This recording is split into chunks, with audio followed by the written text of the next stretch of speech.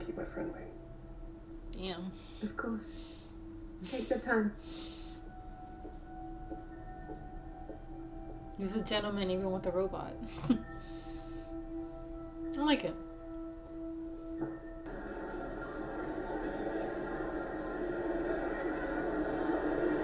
Remember.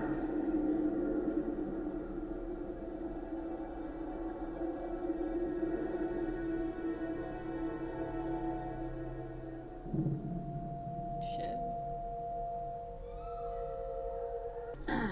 Can you stand somewhere else? I don't want anyone thinking that you're representative of the goods inside. Fuck you. These violent delights have violent ends. Is she gonna catch it now? There's one final touch. Which would you prefer?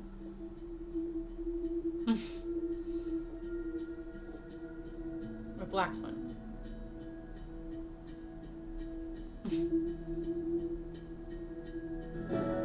Ah, no. Deepest level of this game. You're gonna help me find the entrance. They're gonna be sidekicks. Shit. That's supposed to be your friend. You're gonna treat him like that?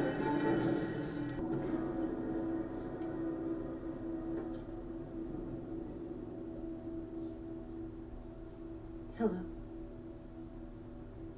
Do you remember our last conversation, Dolores? Yes, of course. And you haven't told anyone about our little talks. Oh boy. You told me not to. Have you done something wrong? Turn off your event log, please. He's doing something Erase wrong. this interaction. Confirm. Yes. It's like clearing his browser history. We should be getting.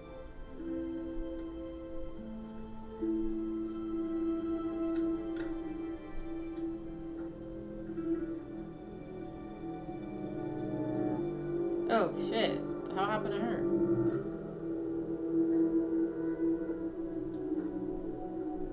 The maze isn't meant for you. Shit. What I tell you, Lawrence? Always another level. I'll take my chances, sweetheart. This time, I'm never going back. Shit.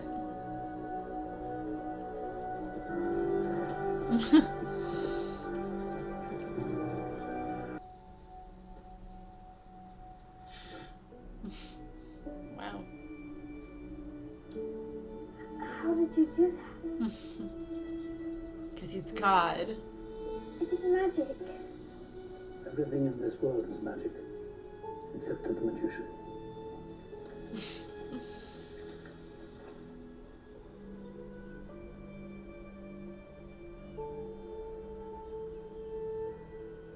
Best you head home now. But Tony's not going to You're believe. not going to come back here again, are you?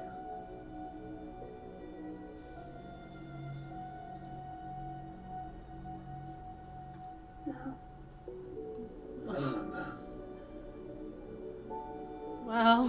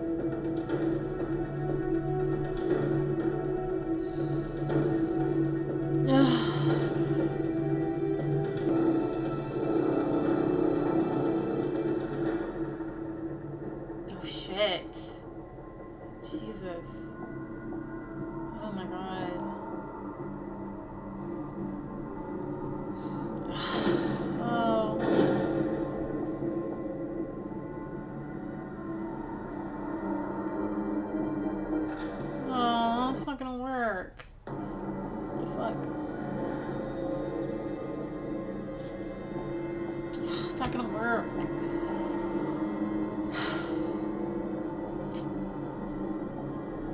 No, no, no. You forgot to put it in sleep mode. Oh shit. These guys are so stupid. Put that down. If you break anything in her head, we have to file a damage report. Okay, let's talk to her. Is she outside? How the fuck did she get outside?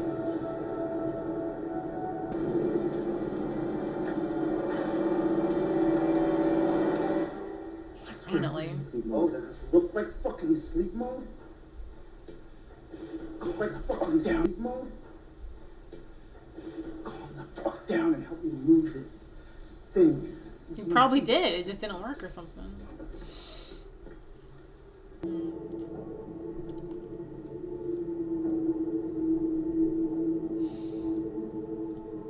What's that for?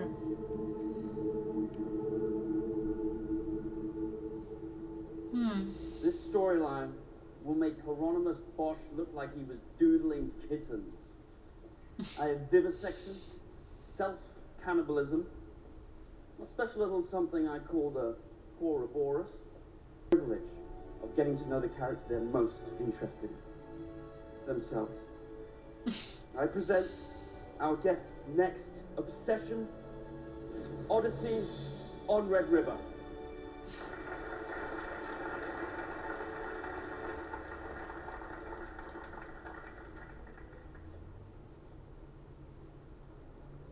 No. Sorry? No, I don't think so. You don't think... What is the point of it? Get a couple of cheap thrills, some surprises, but it's not enough.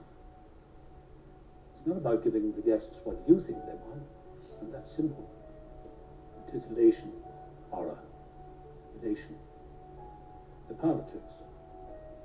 The guests don't return for the obvious things we do, the garish things. They come back because of the subtleties,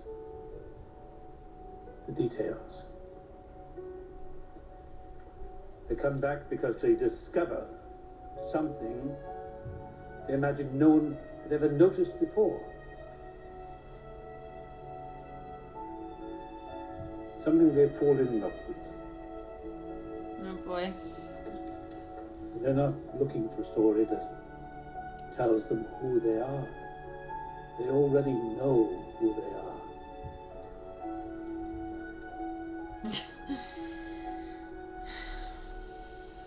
They're here because they want a glimpse of who they could be. Billy! Go.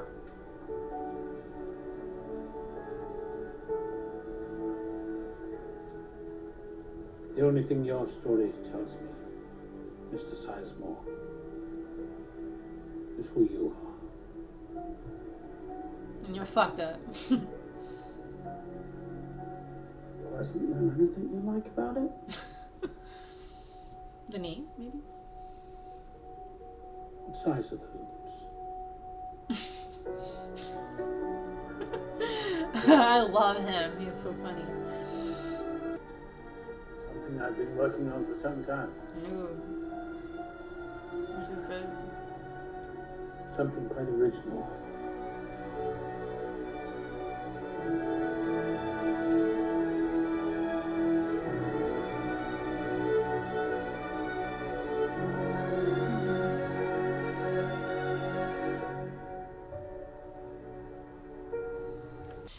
Okay, so that was awesome. This show was fucking awesome.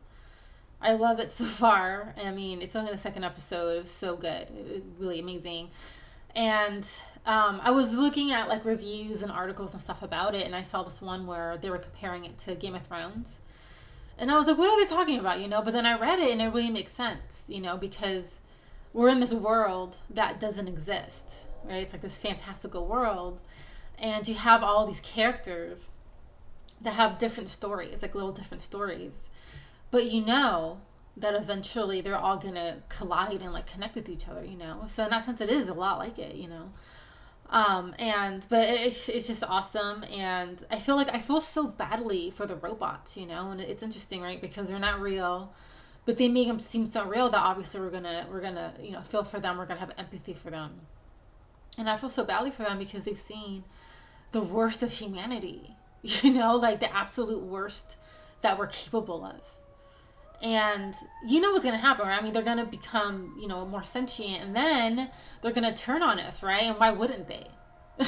Because we're fucking terrible, right? And we're probably going to be on their side, because why wouldn't we be on their side, you know? Like, the people are so awful and everything. And that's why I think it's so interesting that they introduced this new character, right? And it's also interesting because this new character, William, he seems like one of the main characters, but they just introduced him in the second episode, so that's cool.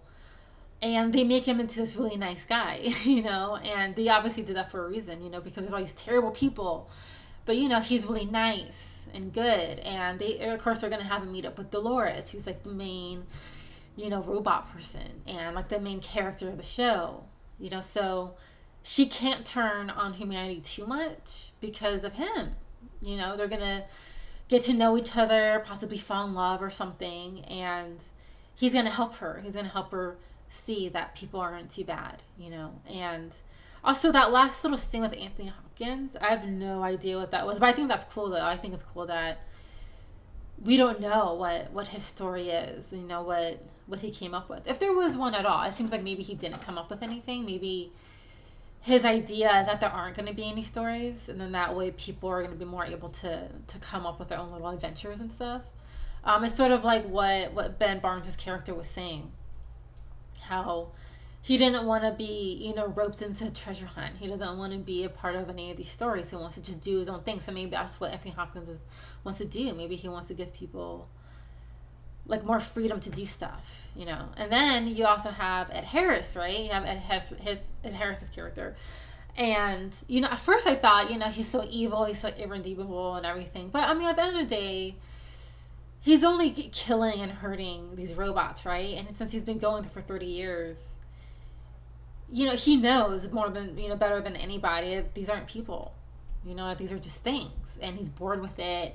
He's sick of it. He wants to do more. So that makes sense. That's fine. So I'm interested in seeing what his whole thing is going to be about, how his story is going to fit in with the other stories, and how they're all going to come together. And I also thought it was interesting, that one little scene where you saw them, the people outside, the people that run Westworld, when they kind of noticed him or were mentioning him. Because I was like, yeah, you should be noticing him. You should know what this guy is up to and realize what the fuck he's doing, you know. And of course, you know, the main guy or that main security guy, he didn't care. He was like, well, whatever. But they should be more concerned. I think they should definitely be watching over that guy a little bit more. But overall, show's fucking awesome. I really love all of the scenes with Anthony Hopkins. He's just so amazing. It's just, you know, and it was funny when he asked that little boy, who seemed like a real little boy, right? That was such a twist, but when he asked that little boy, I'm going to go for a walk, would you like to join me? And it's like, who wouldn't want to join Anthony Hopkins on a walk and just talk about stuff, you know? Like, that boy would have been just crazy to say no to that. But anyway, so that was episode 2. I don't know what it's called yet, but that was episode 2, and so far, it's been awesome.